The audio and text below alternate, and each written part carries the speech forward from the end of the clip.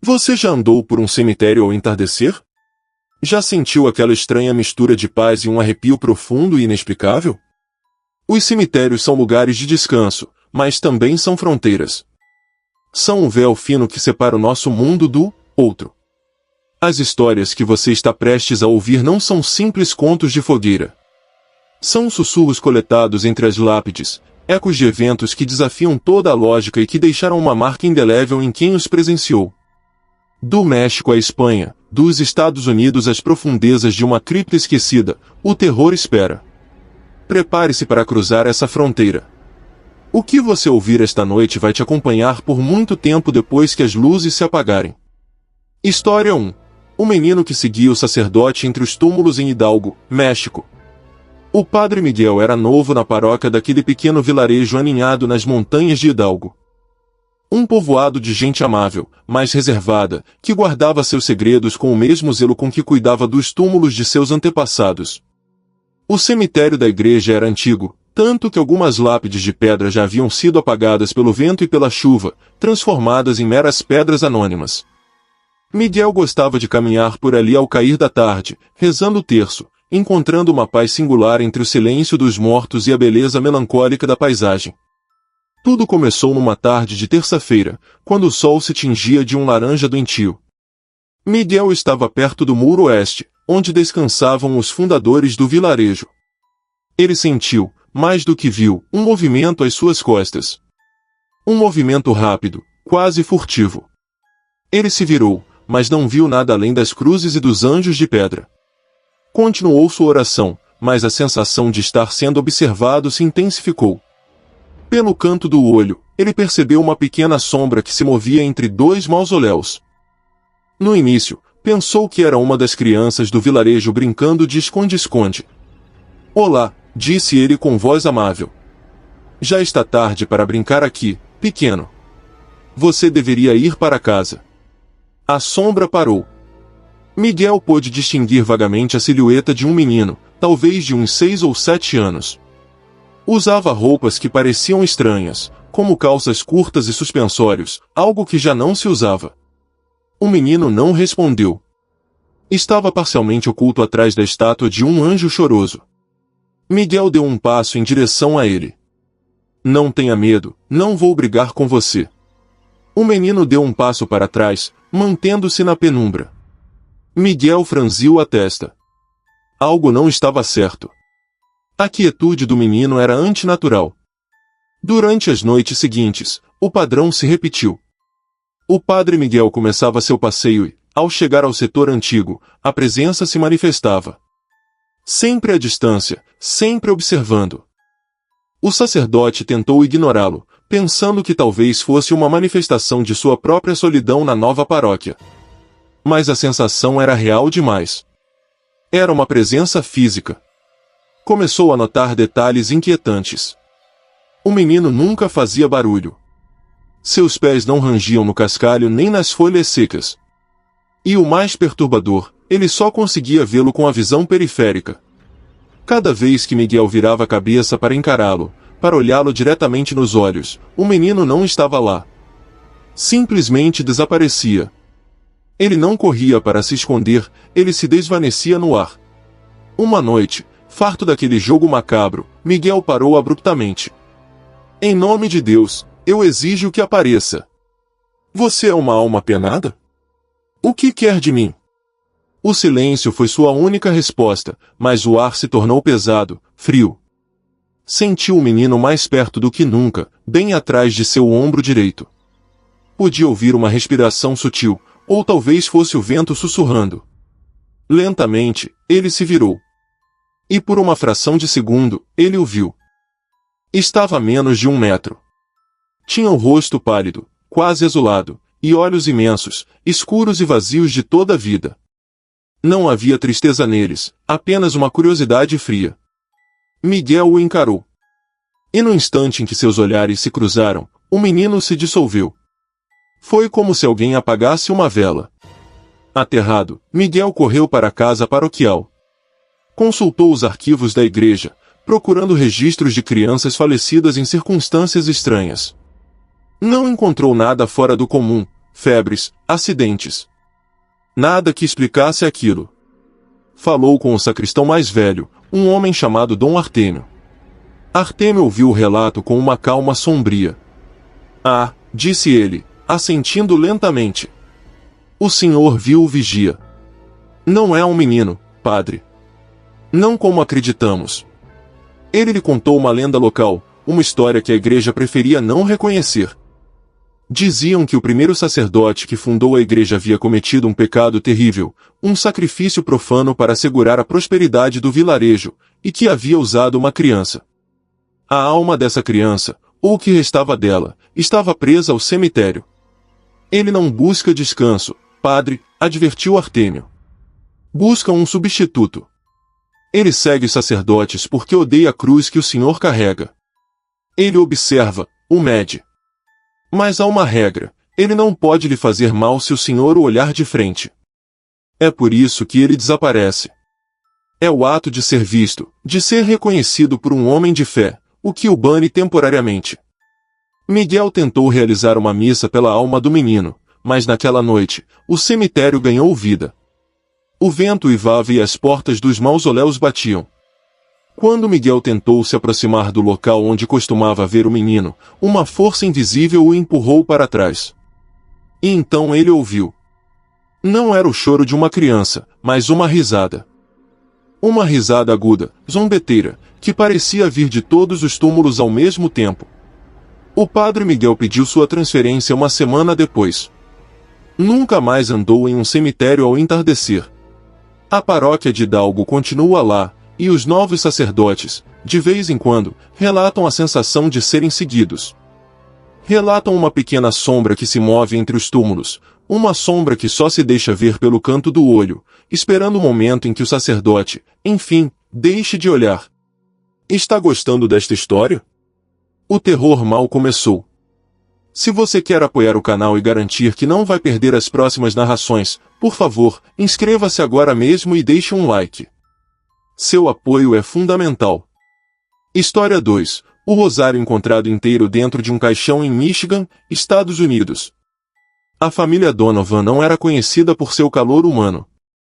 Quando a matriarca, Eleanor Donovan, faleceu aos 89 anos, o ambiente na funerária de Bloomfield Hills, Michigan, era mais tenso do que triste. Frank, o diretor da funerária, tinha décadas de experiência lidando com o luto, mas os Donovan eram um caso à parte. Eram frios, meticulosos e desconfiados. Eleanor havia sido uma mulher severa. Em seus últimos anos, tinha renegado a fé católica na qual fora criada, tornando-se amarga e ateia após a morte de seu marido. Sua filha, Catherine, estava supervisionando cada detalhe do funeral com precisão militar. Minha mãe foi explícita, disse Catherine a Frank, seus olhos cinzentos inspecionando a sala de velório. Sem cruzes.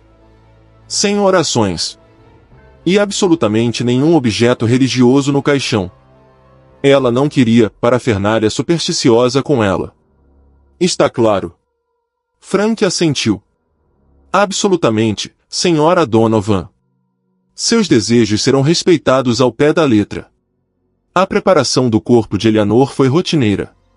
O caixão escolhido era um modelo de mogno de alta qualidade, com interior de veludo branco. Frank e seu assistente vestiram Eleanor com o terninho de seda azul que a família havia fornecido. Suas mãos foram cuidadosamente cruzadas sobre o abdômen.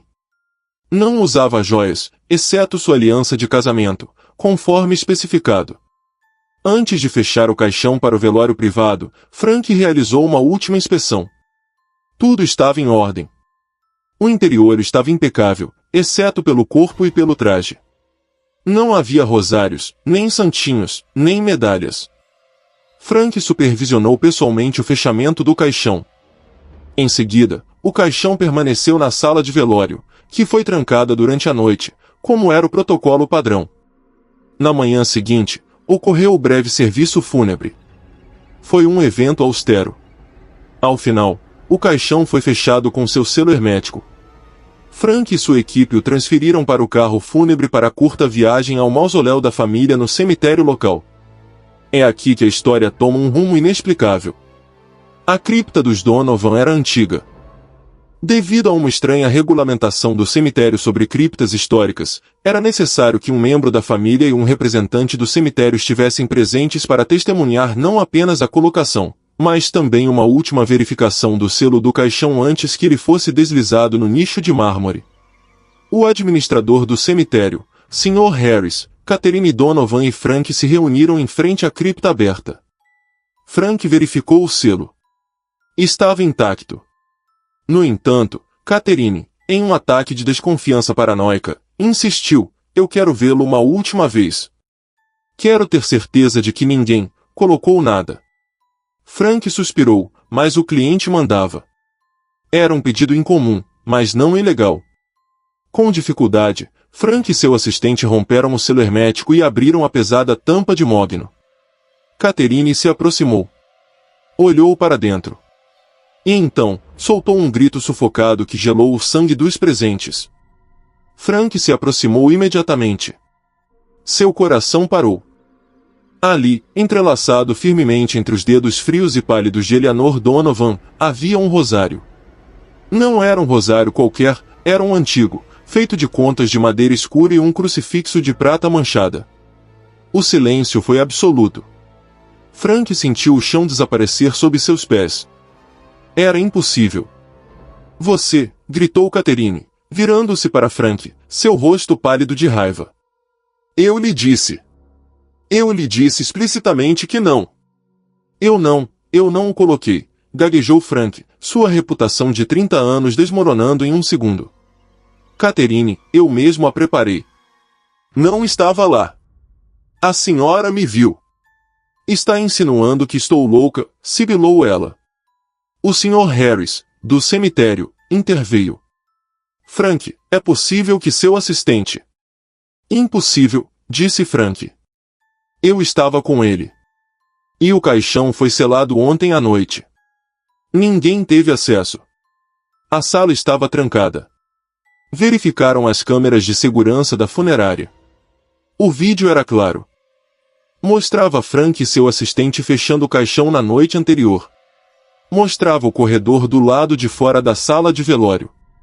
Ninguém entrou. Ninguém saiu. O caixão foi transportado selado naquela manhã. Não houve oportunidade. A lógica falhou. O objeto não estava lá quando o caixão foi fechado. E agora, estava lá. Não estava simplesmente colocado sobre as mãos, estava entrelaçado em seus dedos, dedos que haviam se tornado rígidos pelo rigor mortis horas antes. Desentrelaçá-lo exigiria um esforço considerável, possivelmente quebrando os dedos. Catherine estava à beira da histeria. "De quem é isso?" "Nem sequer é nosso." Frank, suando frio, olhou para o rosário. Sentiu um terror primitivo. O objeto parecia antigo. E, embora o dia estivesse frio, ele quase teve a impressão de ver um leve vapor, como se o rosário estivesse quente. A família Donovan ameaçou processar. A funerária de Frank esteve sob investigação. Mas não havia nenhuma explicação. Não houve intrusos. Não houve falhas no protocolo. O único fato irrefutável era que um objeto material havia aparecido dentro de um recipiente hermeticamente fechado. No final, aterrorizados e incapazes de entender, decidiram não tocar. Catherine, tremendo, ordenou que fechassem o caixão. Não queria que ninguém tocasse em sua mãe nem no objeto. O caixão foi selado novamente, desta vez com um rosário dentro, e deslizado para a escuridão da cripta de mármore.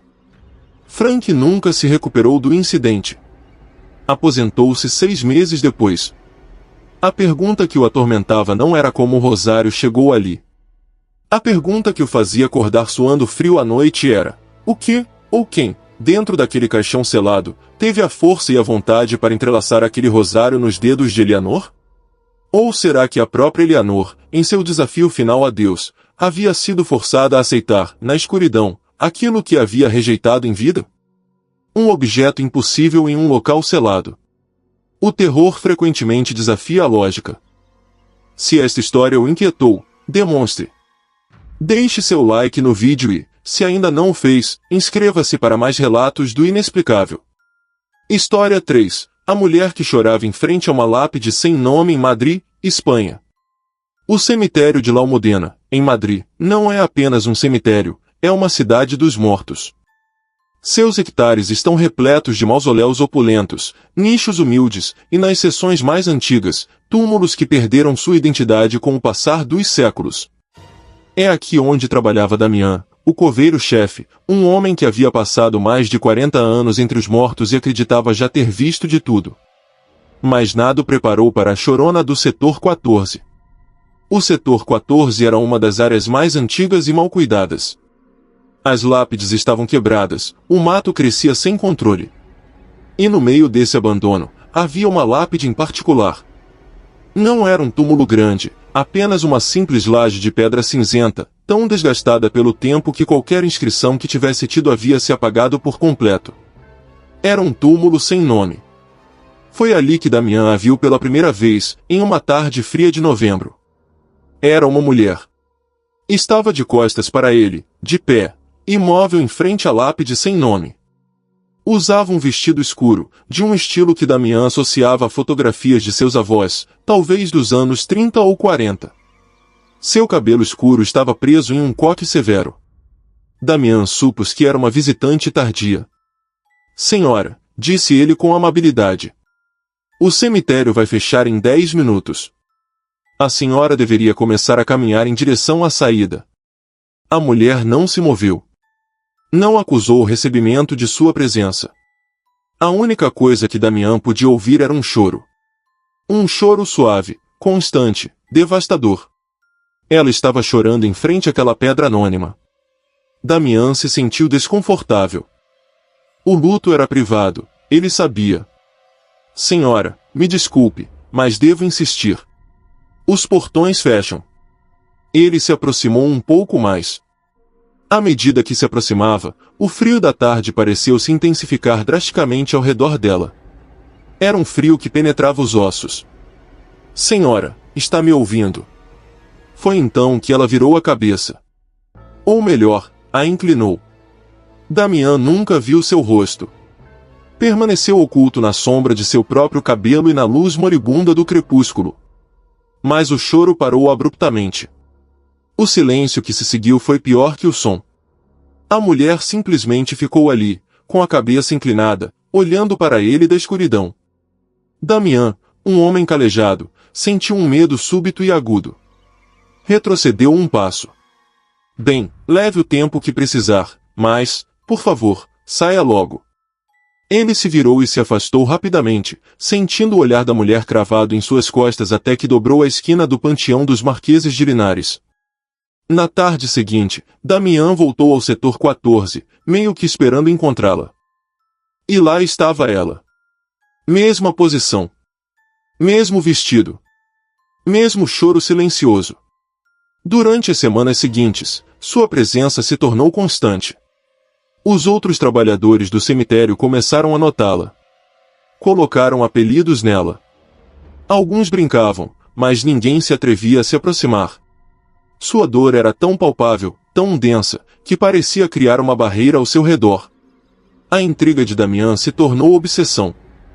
Quem era ela? E por que chorava diante de um túmulo que nem sequer tinha nome?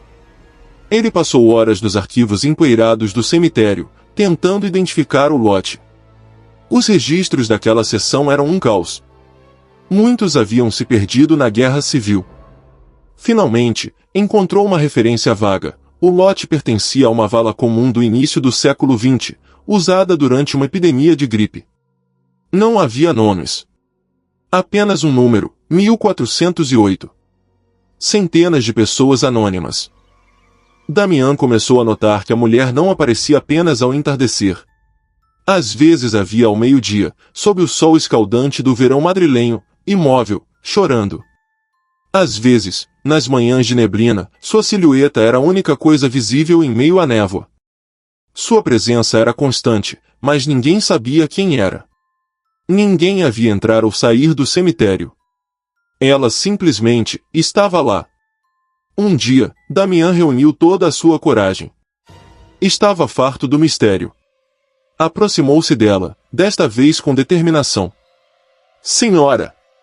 Isso não pode continuar. Quem a senhora procura? O que você quer? Ele parou bem atrás dela. O choro era devastador, tão cheio de perda que Damian quase deu um passo para trás. Mas se manteve firme. Ele colocou a mão sobre o ombro da mulher. O contato foi como mergulhar a mão em um balde de gelo seco. O frio foi tão intenso que Damian gritou de dor. Mas o pior não foi o frio. Foi que sua mão não encontrou substância. Não havia ombro. Não havia tecido. Sua mão atravessou a figura como se fosse fumaça gelada. A figura se endireitou. O choro cessou. Muito lentamente, a mulher começou a se virar para ele. Damian estava paralisado pelo terror. Ele não queria ver o rosto dela. Sabia instintivamente que não devia ver seu rosto. Mas ela se virou. O rosto que o encarou não era humano. Era uma máscara de pura agonia. Seus olhos eram órbitas vazias, mas delas brotavam lágrimas que pareciam ser de sangue escuro e espesso. Sua boca estava aberta em um grito silencioso, o perfeito de horror eterno. Damian caiu para trás, tropeçando em outro túmulo. A mulher deu um passo em direção a ele, seus pés não tocavam o chão. Levantou uma mão pálida e ossuda, como se quisesse que ele tomasse seu lugar na vigília. Damian se arrastou para trás, rezando a Ave Maria em alta velocidade, sem parar de olhá-la. A figura parou, observando-o. Então, com uma lentidão insuportável, voltou a se virar para a lápide sem nome e retomou seu choro. Damian correu. Correu como não corria há 30 anos.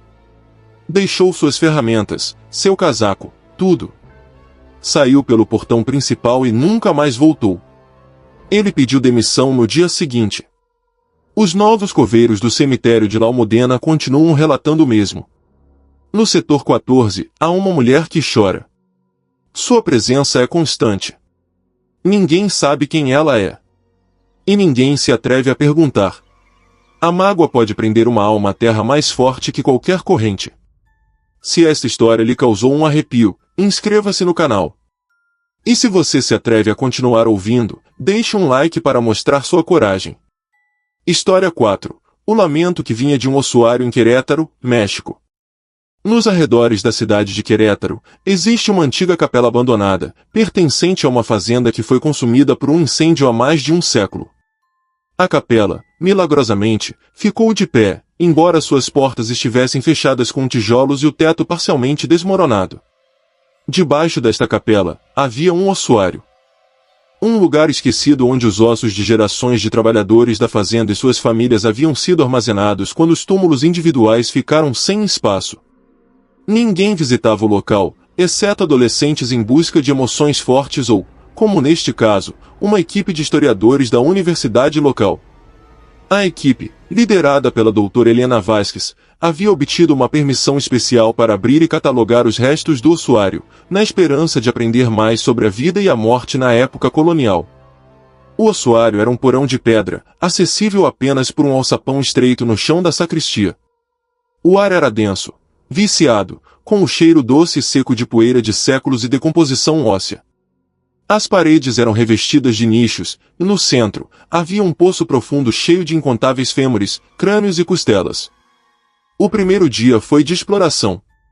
A equipe instalou luzes e começou a tirar fotografias. Foi então que Javier, o técnico de áudio, notou algo. "Estão ouvindo isso?", perguntou ele, tirando os fones de ouvido. Helena e os outros estudantes pararam. Escutaram. Não havia nada, apenas o eco de suas próprias respirações e o gotejar distante da água se infiltrando. "Não ouço nada, já vi. Provavelmente são ratos." "Não", insistiu Javier. "É um som, baixo. Como um vento, mas estamos debaixo da terra." Decidiram ignorar. Mas enquanto trabalhavam, a sensação de desconforto crescia.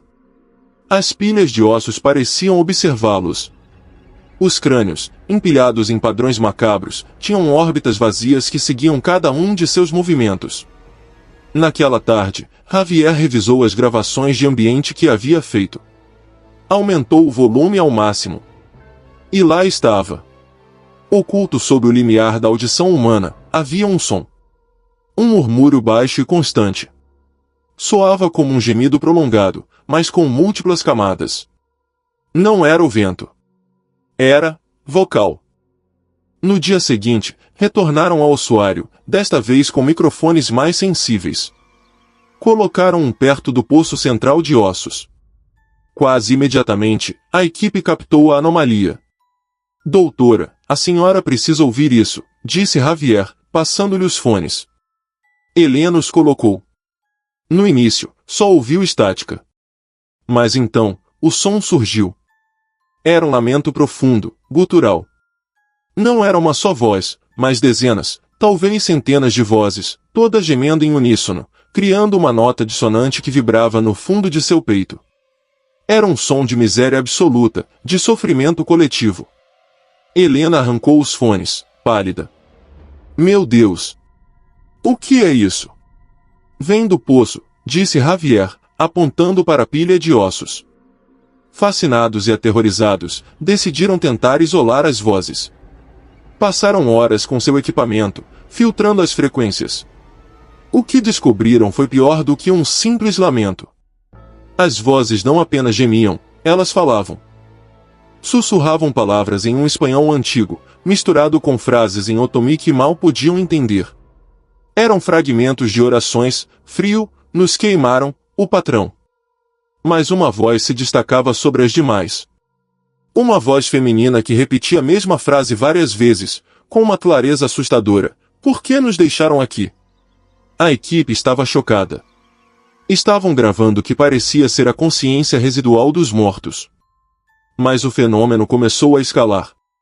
Enquanto Helena examinava um crânio infantil, o lamento em seus fones de ouvido parou de repente. Fez-se um silêncio total. E então, uma única voz, clara como cristal, sussurrou diretamente em seu ouvido através do fone: você não deveria estar aqui. Helena gritou e jogou o equipamento no chão. Nesse instante, todas as luzes que haviam instalado piscaram e se apagaram, mergulhando o ossuário em uma escuridão absoluta e densa. O pânico se instalou. Os estudantes gritavam, procurando às cegas a saída. Mas o som havia mudado. Não era mais um lamento. Era um rugido. O som de 100 vozes gritando de raiva, um estrondo que sacudia a poeira das paredes de pedra. Javier acendeu a lanterna de seu celular. A luz iluminou o poço de ossos. E os ossos estavam se movendo. Não estavam se levantando, mas vibravam, chacoalhavam, como se uma força invisível os estivesse agitando violentamente. Os crânios rolavam e batiam uns nos outros, e o som dos ossos se chocando se uniu ao lamento ensurdecedor. O alçapão! Agora! Gritou Helena. Tropeçaram na escuridão, guiados apenas pelo fraco facho de luz do celular de Javier. Quando chegaram à escada, Helena, que ia por último, sentiu algo frio e ossudo agarrar seu tornozelo. Gritou, chutando. Era uma mão, um esqueleto de mão que havia saído do poço e se agarrava a ela com uma força impossível. Um dos estudantes a agarrou e a puxou para cima. Subiram a escada, saíram para o ar da sacristia e fecharam o pesado alçapão de madeira, passando o ferrolho bem no momento em que algo golpeou a porta por baixo com uma força estrondosa. Ficaram ali, ofegantes, cobertos de poeira e suor frio. Debaixo do alçapão, o som continuava, o lamento profundo, o coro dos esquecidos, agora furioso por ter sido perturbado. A equipe fugiu da fazenda e nunca mais voltou. Apresentaram um relatório recomendando que o local fosse selado permanentemente por risco estrutural. As gravações foram guardadas a 7 chaves nos arquivos da universidade, catalogadas como fenômeno acústico anômalo. Mas Javier sabe o que ouviu. Sabe que o que existe sob aquela capela não é apenas história. É uma dor coletiva, uma consciência fragmentada que continua viva na escuridão. Um lamento que espera, com uma paciência de séculos, que alguém mais abra a porta e ouça sua história. Você pode ouvi-lo? O sussurro dos mortos. Se estas histórias estão ressoando em você, certifique-se de se inscrever no canal. Deixe um like se quiser que continuemos explorando juntos os lugares mais sombrios. História 5. As velas que se acendiam sozinhas na Califórnia, Estados Unidos. O cemitério Holy Cross em Culver City, Califórnia, é o local de descanso final de muitas estrelas de Hollywood. Mas em uma seção menos glamourosa, longe dos nomes famosos, encontra-se o túmulo da família Martins. Era um túmulo simples, mas estava sempre impecavelmente cuidado pela neta da família, Rosa. Rosa visitava o túmulo de seus avós todo domingo. Seu ritual era sempre o mesmo: limpava a lápide, deixava flores frescas e acendia 2 velas votivas, uma para cada um. Ficava 1 hora, rezando em silêncio, e depois apagava as velas com cuidado antes de ir embora. O cemitério tinha regras rígidas contra chamas desacompanhadas. Carlos, um dos jardineiros do cemitério, notou o ritual de Rosa. Era uma mulher devota e respeitosa. Por isso, Carlos estranhou muito quando, numa segunda-feira de manhã, encontrou as 2 velas no túmulo dos Martins queimando intensamente. Pensou que Rosa simplesmente as havia esquecido. Apagou as chamas, soprando, e continuou com seu trabalho. Mas no dia seguinte, terça-feira, enquanto regava as cercas vivas próximas, voltou a vê-las. As 2 velas, agora pela metade, queimavam de novo. Isso o inquietou. Será que Rosa estava voltando ao cemitério à noite só para acendê-las? Parecia improvável. Desta vez, Carlos não apenas as apagou, mas molhou os pavios com a água de seu regador, garantindo que estivessem completamente encharcados. Murmurou para si mesmo, resolvido. Na quarta-feira de manhã, Carlos sentiu um arrepio percorrer sua espinha. À distância, viu-o piscar. As 2 velas, agora quase consumidas, estavam queimando. Seus pavios, que ele mesmo havia encharcado, brilhavam com uma chama firme e constante. Carlos era um homem pragmático, mas isso desafiava qualquer explicação. Aproximou-se do túmulo. As velas estavam quase derretidas, a cera formava uma poça na base da lápide. Não havia ninguém por perto. Não havia sinais de fósforos nem isqueiros. Decidiu fazer um experimento. Apagou as chamas, desta vez com mais força. Pegou as 2 velas derretidas, colocou-as em um saco e jogou-as no container de lixo principal do cemitério, a quase 1 quilômetro de distância, perto da entrada. Depois, limpou a cera da lápide. Acabou a brincadeira, pensou. Naquela tarde, uma tempestade atingiu Los Angeles. Choveu torrencialmente por horas. O cemitério inundou parcialmente. Na manhã seguinte, quinta-feira, Carlos dirigia seu carrinho de golfe pelos caminhos encharcados. Quando se aproximou da seção dos Martins, seu coração deu um salto. Sobre a lápide, agora limpa de sua própria cera, havia 2 velas novas, idênticas às que ele havia jogado fora. E estavam acesas, suas chamas dançando alegremente sob o céu cinzento, apesar da umidade e do vento. Carlos sentiu que estava sendo observado. Olhou ao seu redor. O cemitério estava vazio, exceto por ele. Aproximou-se das velas. Estavam secas. A pedra ao redor delas estava seca, em um círculo perfeito de uns 30 centímetros, enquanto o resto da lápide e o chão pingavam água da tempestade. Agora ele estava assustado. Isso não era uma brincadeira. Era algo impossível. Ele se dirigiu ao container de lixo da entrada. Remexeu nos dejetos úmidos até encontrar o saco que havia jogado no dia anterior. Abriu. Dentro estavam as 2 velas velhas, derretidas e encharcadas. Não haviam se movido. Então, de onde tinham saído as novas? Rosa não viria até domingo. Carlos decidiu vigiar. Escondeu-se atrás de um grande mausoléu próximo, de onde tinha uma visão clara do túmulo dos Martins. Esperou. As horas passaram. O sol começou a se pôr. Bem quando a última luz do dia desaparecia, Carlos viu. As chamas das 2 velas piscaram e se apagaram. Carlos prendeu a respiração. Tinham se consumido? Mas não. 1 minuto depois, na escuridão crescente, os pavios começaram a brilhar. Primeiro um ponto laranja, como a brasa de um cigarro. Então, sem som, sem faísca, ambos os pavios explodiram em chamas completas simultaneamente. Acenderam-se sozinhos. Carlos soltou um som sufocado. Mas o que viu depois foi o que o fez fugir. Entre as duas velas acesas, na superfície da lápide de mármore, uma terceira chama apareceu. Uma chama pequena, azulada, que não vinha de nenhuma vela. Ela dançava diretamente sobre a pedra. A chama começou a se mover, como se escrevesse algo na pedra. Traçou lentamente uma palavra na superfície úmida, evaporando a água instantaneamente. A palavra era, obrigado. Carlos não esperou para ver mais. Correu para seu carrinho e dirigiu em alta velocidade até o escritório. No domingo, quando Rosa chegou, encontrou suas duas velas quase consumidas.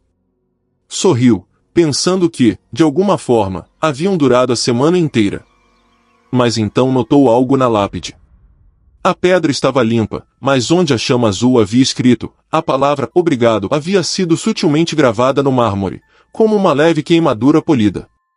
Rosa pensou que era um belo e estranho efeito do clima na pedra. Colocou flores frescas e foi embora. Carlos nunca lhe contou o que viu. Simplesmente deixou de apagar as velas no túmulo dos Martins. Às vezes, os trabalhadores noturnos ainda relatam ver uma terceira chama azulada dançando sobre a pedra, um fogo frio que queima sem consumir, no túmulo dos avós agradecidos. Há luzes que nem a morte pode apagar. Se esta história iluminou sua curiosidade, dê-nos um like. E se você quer que a chama deste canal continue queimando, inscreva-se para mais conteúdo. História 6. A figura que rezava de joelhos em Aragão, Espanha. O Mosteiro de Pedra, em Aragão, é famoso por sua beleza natural, suas cachoeiras e sua história centenária. Mas adjacente ao mosteiro turístico, existe um cemitério muito mais antigo e privado. É o cemitério monástico, onde gerações de monges cistercienses foram enterradas durante os últimos 800 anos. É um lugar de silêncio absoluto, rodeado por altos muros de pedra. Frei Alonso era um noviço, um jovem que havia chegado ao mosteiro buscando paz e reflexão. Parte de seus deveres incluía manter o cemitério, varrer as folhas secas, tirar a neve das lápides e garantir que a pequena capela do cemitério estivesse em ordem. Era uma noite de inverno, incrivelmente fria. A lua cheia banhava o cemitério em uma luz pálida e fantasmagórica, fazendo com que as cruzes de ferro projetassem sombras longas e retorcidas. Alonso havia saído tarde para fechar o portão da capela. Foi então que ele a viu. Ajoelhada em frente ao túmulo do abade Rodrigo, falecido em 1640, havia uma figura. Era um monge. Usava o hábito cisterciense branco e preto, e estava curvado em uma postura de profunda oração, com a cabeça inclinada e as mãos entrelaçadas. Alonso se surpreendeu. Eram quase 10 da noite, muito depois das completas. Todos os irmãos deviam estar em suas celas para o grande silêncio. Quem estaria quebrando a regra de uma maneira tão estrita? Irmão, chamou Alonso suavemente, sem querer perturbar a oração de forma abrupta. Irmão, está tudo bem? É tarde. A figura não se moveu. Continuou imóvel, ajoelhada sobre a pedra gelada. Alonso se aproximou, a neve rangendo sob suas sandálias. Irmão, o padre prior ficará zangado se nos encontrar aqui. Devemos voltar. Ele parou a alguns metros da figura. E então, notou algo. Ou melhor, a ausência de algo. Fazia tanto frio que a respiração de Alonso saía em densas nuvens de vapor branco a cada palavra. Mas a figura ajoelhada não produzia vapor. Estava perfeitamente quieta. Não havia o menor movimento de inspiração ou expiração. Estava tão imóvel quanto as estátuas que a rodeavam. Um arrepio que não tinha nada a ver com a temperatura percorreu Alonso. Irmão, repetiu ele, sua voz tremendo. Esticou a mão para tocar o ombro do monge. Seus dedos roçaram o tecido do hábito. A sensação foi indescritível. Não era tecido. Era dura, como madeira petrificada, e tão fria quanto gelo. Mas, ao mesmo tempo, vibrava, como se uma corrente elétrica de baixa intensidade corresse por ela. Alonso retirou a mão como se tivesse se queimado. A figura continuava sem se mover. O capuz cobria completamente seu rosto, e sua cabeça continuava inclinada para a lápide. Alonso estava aterrorizado, mas uma parte dele, uma parte impulsionada pelo horror, precisava saber. Ele precisava ver o rosto. Inclinou-se, tentando olhar sob o capuz. Pelo amor de Deus, levante a cabeça, sussurrou. Como se obedecesse a uma ordem, a figura começou a se mover. Mas não o fez como um homem. Moveu-se com a rigidez de uma marionete, com movimentos lentos e antinaturais. A cabeça, que estava inclinada sobre o peito, começou a se levantar. Alonso prendeu a respiração, esperando ver o rosto de Frei Benito ou Frei Lorenzo. A cabeça se levantou por completo. Alonso gritou. Debaixo do capuz não havia rosto. Não havia olhos, nem nariz, nem boca. Era uma superfície lisa, pálida e brilhante, como o interior de uma concha. Era um rosto sem feições, uma máscara de pele vazia. A figura sem rosto virou seu corpo rígido em direção a Alonso. As mãos, que estavam entrelaçadas, se separaram. Levantou um braço, apontando um dedo pálido para o noviço. E embora não tivesse boca, Alonso ouviu uma voz em sua cabeça. Não era um som, era um pensamento implantado, um sussurro frio e seco como as folhas mortas. Non debusti. Você não devia. Alonso caiu para trás da neve, gritando e se arrastando para se afastar. A figura se pôs de pé, não com a fluidez de um humano, mas erguendo-se como uma dobradiça enferrujada. Era incrivelmente alta. Começou a avançar em direção a ele, seus pés deslizando sobre a neve sem deixar pegadas. Alonso se levantou e correu. Correu em direção à porta do mosteiro, batendo e gritando até que o padre prior abriu. Ele estava histérico. Falava de um monge sem rosto, de uma figura que não respirava. O padre prior o acalmou. Levou-o à enfermaria e lhe deu um chá quente. Então, olhou para o jovem noviço com olhos tristes.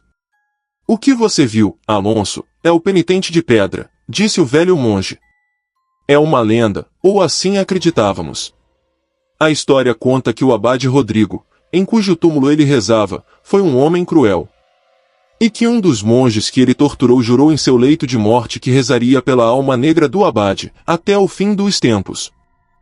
Para garantir que seu tormento nunca fosse esquecido. Mas, ele não tinha rosto, soluçou Alonso. A oração perpétua apagou sua identidade, sussurrou o prior. Ele não é mais um homem. É apenas a oração. É a penitência feita à carne. Ou o que quer que seja agora. Alonso deixou o mosteiro naquela mesma semana. A paz que fora buscar não estava ali. No cemitério monástico, sob a lua de Aragão, a figura continua ajoelhada. Os monges sabem que não devem sair depois das completas. Sabem que não devem interromper aquela oração. Porque a figura nunca levanta a cabeça, e nunca respira.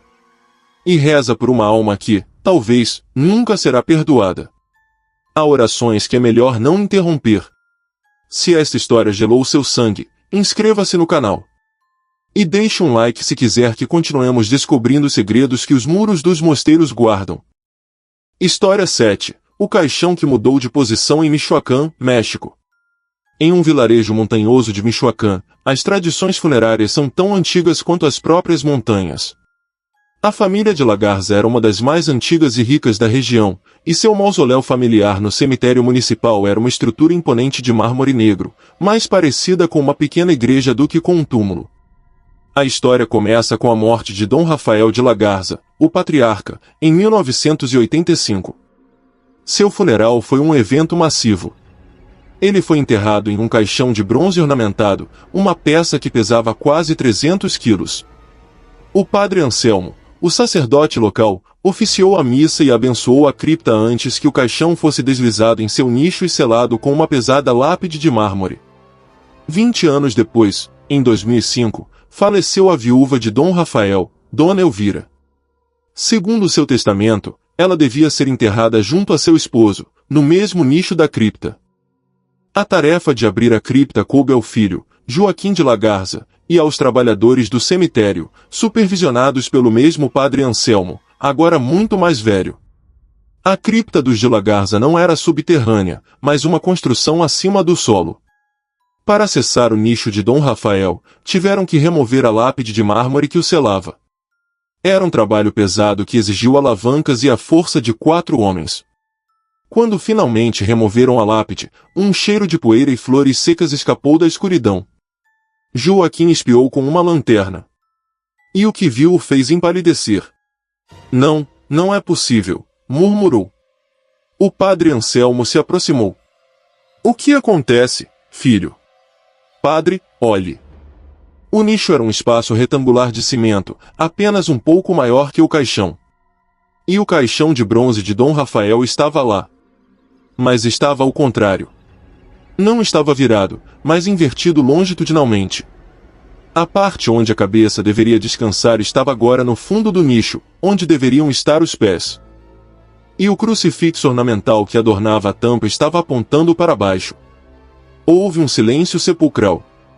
Os trabalhadores do cemitério fizeram o sinal da cruz. Alguém profanou o túmulo, disse Joaquim com raiva, embora sua voz tremesse. O padre Anselmo balançou a cabeça. Joaquim, olhe o selo. O mármore. Estava perfeitamente selado. Ninguém entra aqui há 20 anos. Eu mesmo coloquei a argamassa final. Era verdade. O selo de cimento e argamassa que eles haviam quebrado estava intacto, amarelado pelo tempo, mas sem fissuras. Então, o que aconteceu? Perguntou um dos trabalhadores.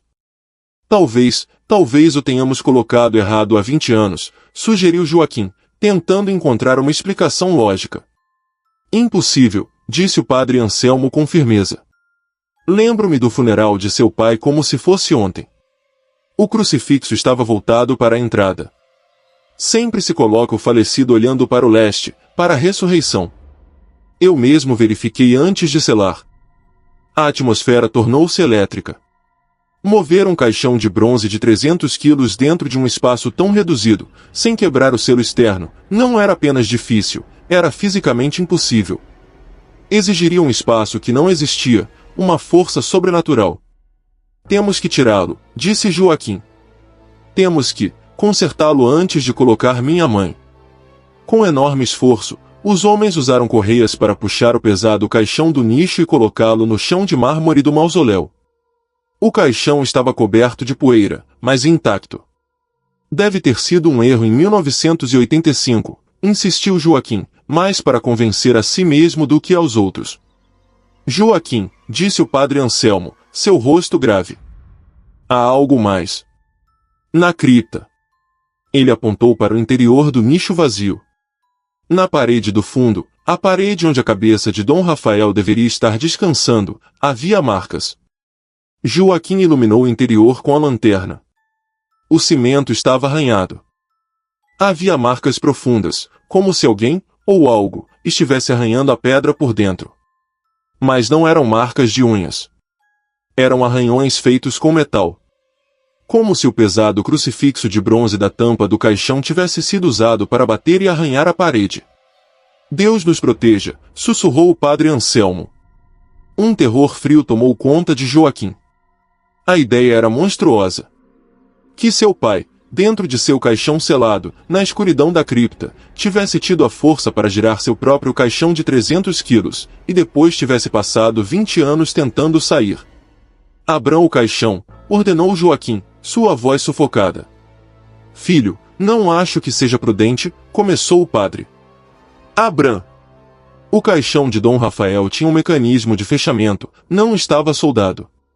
Os trabalhadores, tremendo, usaram suas ferramentas para abrir os fechos. Com um rangido metálico, a tampa se levantou. O padre Anselmo começou a rezar o Pai Nosso em voz alta. Dentro, o corpo de Dom Rafael estava, como era de se esperar, decomposto pelo tempo. Mas não estava como o haviam deixado. O esqueleto não estava de barriga para cima. Estava de bruços.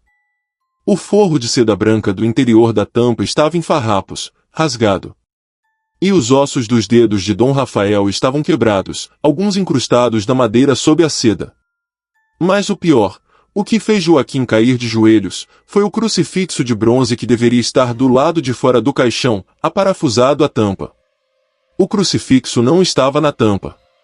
Estava dentro do caixão, agarrado pelo torso esquelético de Dom Rafael, como se ele tivesse conseguido arrancá-lo por dentro e o estivesse usando, ou para tentar escapar, ou para se agarrar a ele em um terror final e inimaginável. O caixão foi fechado imediatamente. Dona Elvira foi enterrada em um nicho separado. Joaquim de la Garza mandou selar o mausoléu com cimento naquele mesmo dia. Ninguém sabe que tormento Dom Rafael viveu na escuridão. Mas os guardas do cemitério dizem que, nas noites de aniversário de sua morte, ouvem-se batidas de dentro do mausoléu. Não são arranhões. É o som rítmico e pesado do metal batendo contra a pedra. Há segredos que deveriam permanecer selados. Se esta história o perturbou, deixe um like. E inscreva-se se você se atreve a continuar abrindo as portas que os mortos tentaram fechar. História 8. Os cantos que saíam da terra no Alabama, Estados Unidos. O cemitério de Old Carralba, no coração do Alabama, é tudo que resta da antiga capital do estado. Hoje é uma cidade fantasma, um parque arqueológico. O cemitério é um lugar desolado, coberto de musgo espanhol e dividido em seções, uma para os colonos brancos e outra, separada e quase perdida na floresta, para os escravos. É nesta segunda seção, conhecida como Cemitério dos Escravos, onde os fenômenos começaram. O lugar é pouco mais que uma clareira na floresta, com algumas pedras afundadas na terra servindo como marcadores improvisados. Não há nomes, apenas terra. Sarah e Ben eram investigadores paranormais, mas do tipo cético. Focavam em FVE, fenômenos de voz eletrônica, e buscavam explicações lógicas, vento, animais, interferências de rádio. Tinham ouvido rumores sobre Carralba, especificamente sobre os cantos. A lenda local dizia que, nas noites calmas, podiam-se ouvir cânticos espirituais, saindo da terra onde os escravos foram enterrados. Chegaram numa noite de verão, carregados de equipamento. A umidade era sufocante e o ar estava cheio do zumbido dos insetos. Instalaram seus gravadores de alta sensibilidade em vários pontos da clareira. Durante a primeira hora, nada aconteceu. Apenas os sons da natureza. Provavelmente é só o vento nos pinheiros, disse Ben, limpando o suor da testa. Espera, disse Sarah, tocando seu fone. Estou captando algo. Aumenta o ganho no microfone 3. Ben ajustou os níveis. E então, ambos ouviram. Era música. Mas não era música moderna. Era um canto. Um canto harmonioso, a capela, profundamente melancólico. Eram múltiplas vozes, homens e mulheres, cantando juntos em uma harmonia perfeita. Não conseguiam entender as palavras, mas a emoção era inegável. Era um canto de trabalho, um canto de dor, mas também de esperança. De onde vem isso? Sussurrou Ben, olhando ao redor freneticamente. Estavam a quilômetros da casa mais próxima. Não havia alto-falantes, nem festas. Vem, de baixo, disse Sarah, com os olhos arregalados. Bem, o microfone está no chão. Vem da terra. O canto ficou mais forte. Encheu a clareira. Era lindo e assustador. Era como se estivessem parados sobre um coro invisível. As vozes eram claras, ricas e cheias de vida. Fascinados, começaram a gravar, movendo os microfones, tentando triangular a fonte. Mas a fonte estava em toda a parte. Era o próprio solo que cantava. De repente, a harmonia se quebrou. O canto parou abruptamente, e foi substituído por um único som, um grito. Um grito de homem, cheio de angústia, seguido pelo som inconfundível de um chicote cortando o ar. Sarah e Ben saltaram para trás. O som era tão vívido que esperavam ver alguém ali. Depois, silêncio. O que foi isso? Tremeu Sarah. Não sei. Foi uma gravação. Tem que ser, disse Ben, embora seu rosto estivesse pálido. Ben, olhe o medidor de EMF. O medidor de campo eletromagnético, que estava inativo, agora estava disparado. As luzes vermelhas piscavam freneticamente. E então, os cantos voltaram. Mas não eram mais harmoniosos. Eram dissonantes, caóticos. Eram gritos, choros e súplicas, todos misturados em um muro de som assustador. As vozes não cantavam mais sobre esperança, gritavam de medo. Temos que ir embora, gritou Sarah. Enquanto recolhiam seu equipamento às pressas, uma voz se separou do caos. Uma voz de mulher, forte e clara, que não parecia vir dos gravadores, mas do ar ao redor deles. Disse uma única palavra: corra. Não precisaram ouvir duas vezes. Correram pela floresta escura, tropeçando em raízes, até que chegaram ao carro. Trancaram-se lá dentro, ofegantes. Mesmo dentro do carro, com os vidros fechados, podiam ouvi-lo. O solo de Carralbo estava vivo com o eco de um sofrimento atroz. Dirigiram até estarem a vários quilômetros de distância antes de parar. Revisaram suas gravações. O material era incrivelmente claro. Os cantos harmoniosos. O grito. O chicote. O caos. E então, bem no final, a voz da mulher dizendo corra. Mas havia algo mais na gravação que eles não tinham ouvido pessoalmente. Depois da palavra corra, quando só se ouvia o som deles fugindo, ouviu-se outro som. Um som baixo, gutural. Era uma risada. Não era a risada dos que sofriam. Era uma risada profunda, cruel e satisfeita. Uma risada que parecia desfrutar da repetição daquele terror. Sarah e Ben publicaram suas descobertas, mas as catalogaram como inconclusivas. Negaram-se a voltar a Carralba. Perceberam que não estavam ouvindo um eco do passado. Estavam ouvindo um evento que, para as almas presas ali, nunca havia terminado. E o pior de tudo, perceberam que o canto harmonioso não era apenas uma lembrança, era o prelúdio. Era a calma que os espíritos recriavam toda noite, apenas para ser destroçada, repetidamente, pelo terror que a seguiu. Um terror que agora tinha uma audiência. Há ecos que o tempo não pode apagar. Se essas vozes do passado comoveram, inscreva-se em nosso canal. Deixe um like se você acredita que há histórias na Terra que merecem ser ouvidas. História 9. O túmulo que amanhecia coberto de cinzas em Toledo, Espanha. Em Toledo, uma cidade onde a história pesa no ar, há um pequeno cemitério anexo a um convento de clausura. É um lugar antigo, e um de seus túmulos sempre foi motivo de boatos e medo. Era o túmulo de Dona Isabel de Mendoza, uma nobre do século XVI. Seu túmulo era opulento, um sarcófago de pedra esculpida com sua efígie reclinada na parte superior. O mistério era simples: toda manhã, sem falta, o sarcófago de Dona Isabel aparecia coberto por uma fina camada de cinza. Não era poeira. Era cinza. Irmã Consuelo, a freira encarregada da manutenção do jardim e do cemitério, era quem a limpava. Toda manhã, ao amanhecer, pegava uma escova e uma pá e varria a cinza. E a cada manhã seguinte, a cinza estava lá novamente. As freiras eram proibidas de falar sobre isso. A Madre Superiora insistia que era um fenômeno natural, talvez o vento que trazia a poeira dos campos ou a poluição da cidade.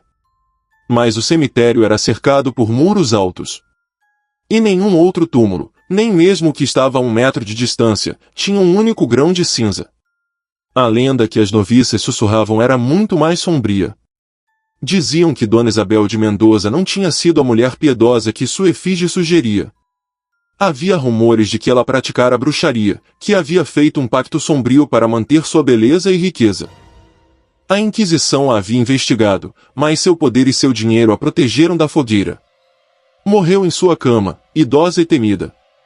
A lenda dizia que, embora tivesse evitado a justiça em vida, não podia evitá-la na morte. E que toda noite, o fogo do inferno a alcançava, queimando-a em seu túmulo de pedra, deixando apenas a cinza como prova de seu tormento noturno. Um jovem sacerdote, o padre Julián, foi designado como confessor para o convento. Era um homem moderno, educado em Roma, e não acreditava em contos da carochinha. Quando a irmã Consuelo mencionou o problema da cinza, ele sorriu com condescendência. Irmã, deve ser algum tipo de fungo ou mofo que seca, disse ele. Ou talvez alguém pregando uma peça.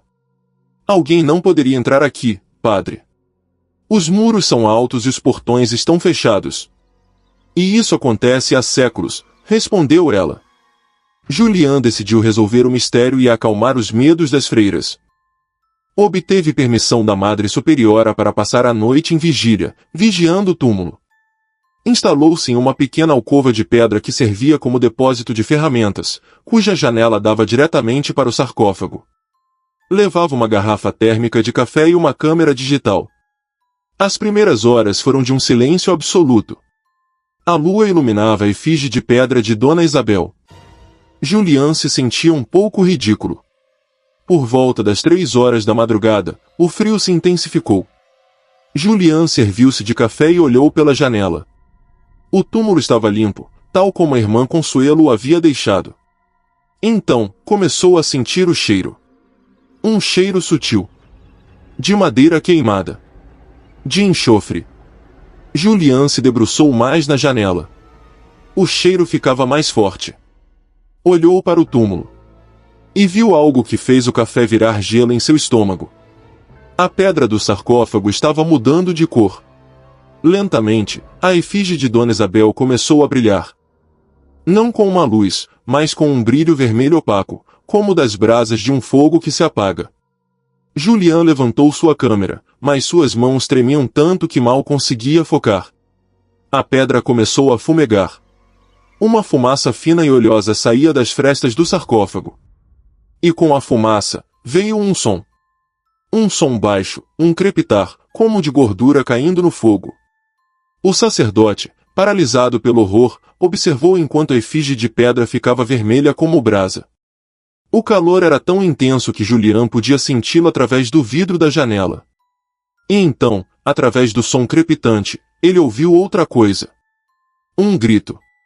Um grito de mulher, agudo, sufocado, que não parecia vir do ar, mas de dentro da pedra. Era um grito de agonia pura, interminável. Julian recuou, caindo de costas na alcova. Deixou a câmera cair. Começou a rezar, mas as palavras ficavam presas em sua garganta. O grito continuou pelo que pareceu uma eternidade, e então cessou, afogando-se em um último crepitar. Julian ficou no chão, tremendo, até que os primeiros raios de sol iluminaram o cemitério. Com o coração na boca, ele se forçou a olhar pela janela. O brilho vermelho havia desaparecido. O túmulo estava frio, cinzento e de pedra, como sempre. Mas toda a superfície, cada escultura, cada dobra da túnica da efígie, estava coberta por uma espessa camada de cinza. Julian fugiu do convento naquela mesma manhã. Deixou sua câmera esquecida no depósito. Irmã Consuelo, como todo dia, saiu ao amanhecer. Viu a porta da alcova aberta e o padre Julian fugindo. Suspirou. Olhou para o túmulo de Dona Isabel, coberto de cinza. Pegou sua escova e sua pá. Que Deus tenha piedade de sua alma, Isabel, murmurou. E com a paciência dos santos, começou a varrer, sabendo que, por mais que limpasse, o fogo voltaria naquela noite. E a cinza voltaria pela manhã. Alguns fogos nunca se extinguem. Se esta história acendeu seu medo, deixe um like. E inscreva-se se quiser que continuemos desenterrando as lendas mais ardentes e assustadoras. História 10. A mão pequena que se projetava da terra em Tlaxcala, México. O cemitério de Tzompantepec, em Tlaxcala, é um lugar humilde. Os túmulos são marcados com cruzes de madeira e flores de cempasúchio que são constantemente renovadas. Era a semana seguinte ao Dia dos Mortos, e o padre Gabriel estava caminhando pelo cemitério, abençoando os túmulos que haviam recebido oferendas. O solo estava macio por causa das chuvas recentes. O cheiro de copal e terra úmida era espesso. Gabriel era um homem de fé inabalável, mas também um homem que havia visto muito sofrimento. Enquanto caminhava pela seção mais nova do cemitério, algo no chão chamou sua atenção. No início, pensou que era uma raiz retorcida ou um brinquedo esquecido. Ele se aproximou e seu coração subiu pela garganta. Não era uma raiz. Projetando-se da terra lamacenta, entre dois túmulos recentes, havia uma mão. Era uma mão pequena, pálida, do tamanho da de uma criança de 4 ou 5 anos. Estava suja de lama, mas inconfundivelmente humana. O primeiro pensamento de Gabriel foi horrível: um enterro clandestino, um crime. Ou pior ainda, que as chuvas haviam removido a terra de um enterro superficial. Meu Deus! Exclamou, ajoelhando-se. Com mãos trêmulas, procurou seu celular para ligar para a polícia. Mas enquanto pegava, ele parou. Olhou para a mão. E a mão se moveu. Não foi uma convulsão. Não foi um espasmo. Foi um movimento deliberado. Os pequenos dedos, cobertos de lodo, flexionaram-se lentamente. Curvaram-se, como se tentassem agarrar algo, e depois se esticaram. O padre Gabriel deixou o celular cair. Ficou paralisado, com os olhos fixos naquela coisa. O terror o impedia de respirar. Isso não é real. É o cansaço. É a luz, disse a si mesmo. Ele se inclinou mais perto, com o crucifixo de seu rosário na mão. Em nome do Pai e do Filho, começou a rezar. A mão parou. E então, os dedos giraram na terra, como se o pulso estivesse rotacionando sob o solo, até que a palma ficou virada para cima. Os dedos se curvaram novamente, em um gesto claro de venha. Gabriel sentiu que ia vomitar. Isso era uma abominação. Com um grito sufocado, fez a única coisa que seu instinto lhe disse: agarrou uma pá de jardineiro que estava apoiada contra um túmulo próximo e começou a cavar freneticamente ao redor da mão. Não importava se era um milagre, um demônio ou um crime. Ele tinha que saber o que havia embaixo. Cavou na lama, sujando-se todo. A mão permanecia ali, com a palma para cima. Cavou mais fundo. 1 metro. 1,5 metros. O buraco se alargava. E não havia nada. Não havia braço. Não havia corpo. Não havia um caixão. Era apenas a mão. Não estava conectada a nada. Flutuava na lama e, ainda assim, não caía no fundo do buraco que ele cavava. Permanecia suspensa no ar, onde estava originalmente, enquanto a terra ao seu redor desaparecia. Gabriel soltou a pá, recuando. A mão, agora exposta e suspensa no ar, girou novamente. Os dedos se fecharam em um punho. Então, o punho se virou para ele. E lentamente, o dedo indicador se estendeu, apontando diretamente para seu peito. O padre Gabriel gritou. Correu para a igreja, trancou-se na sacristia e não saiu até o amanhecer. Quando finalmente reuniu coragem para voltar, acompanhado por 2 sacristãos, não havia nada. O buraco que ele havia cavado estava lá, mas a mão havia desaparecido. A polícia foi chamada. Investigaram. Cavaram mais fundo. Trouxeram cães. Não encontraram absolutamente nada. Nenhum osso. Nenhum vestígio de um corpo. A terra estava limpa. A polícia concluiu que o padre Gabriel tinha sofrido uma alucinação por estresse. Mas ele sabe o que viu. O padre Gabriel jura até hoje que viu os dedos se moverem. Jura que viu como apontava. Ele não sabe o que era. Não sabe se era uma alma perdida pedindo ajuda, ou algo muito mais antigo e sombrio brincando com ele. Mas agora, o padre Gabriel não anda mais pelo cemitério depois da chuva. E quando abençoa os túmulos, o faz à distância. Porque ele teme que, se chegar perto demais, aquela pequena mão surja novamente da lama. E que desta vez, quando tentar agarrar algo, não fale. O que jaz sob a terra às vezes se recusa a permanecer enterrado.